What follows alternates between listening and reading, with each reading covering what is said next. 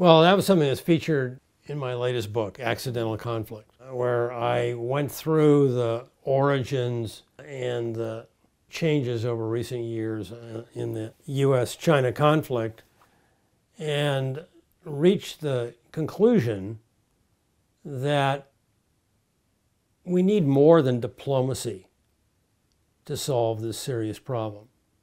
It's great that, Xi Jinping and Joe Biden got together in Woodside, California last November. But, they'd last seen each other a year earlier in Bali in November of 2022. Then the surveillance balloon happened and everything went off the rails. Diplomacy is necessary but not sufficient for resolving a conflict between two powerful nations. And I fully support all the diplomatic efforts that are underway, and I draw some comfort that since the Woodside Summit, things seem to be stable. But the diplomatic efforts as they occur sporadically and infrequently. And so my idea for a U.S.-China Secretariat is to establish a permanent organization that operates 24/7, around the clock, located in a neutral venue, not in Washington, not in Beijing, but say Switzerland or Singapore if you want, I don't care, that has a broad remit to tackle and address all aspects of the relationship, from trade and economics to innovation and technology to subsidies of state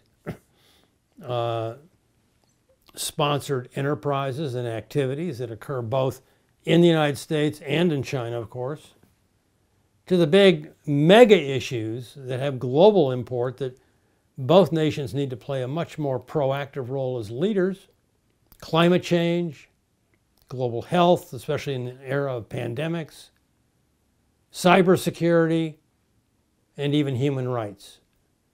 And the Secretariat would have the ability to analyze all of these problems, drawing on well-staffed technocrats, equal complements of Chinese and American professionals, working in a collaborative environment, going to work the same day in the same building 24/7. When disputes come up, as they inevitably will, the Secretariat would be empowered with a dispute resolution mechanism to address the inevitable frictions that occur.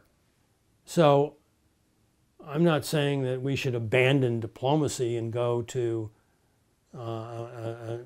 this type of an organization. We need both. Diplomacy and the institutional connectivity that a Secretariat would provide on an ongoing basis. I believe strongly in that and have argued for that in print, in my book, in the article in The Wire, and on every occasion I get to be in front of senior officials in both nations.